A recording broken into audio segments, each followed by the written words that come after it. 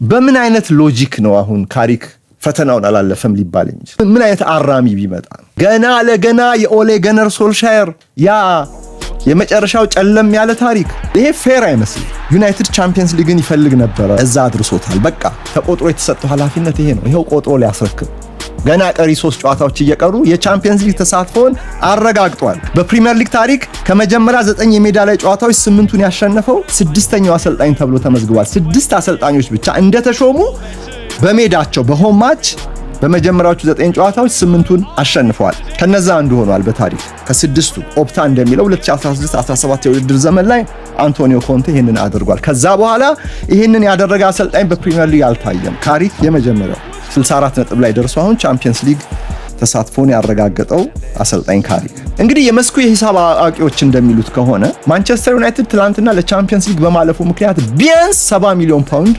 ገቢውን ሴኪዩር አድርጓል። የ70 ሚሊዮን ፓውንድ ዋስትና የገቢ ዋስትና አግኝቷል ለሚቀጥለው የውድድር ዘመን። 70 ሚሊዮን ፓውንድ አገኛለሁ ብሎ አሁን የፈለገውን ያህል ወጪ ማውጣት በዚህ ልክ ማለት ነው። ዝቅተኛው ገቢ 70 ሚሊዮን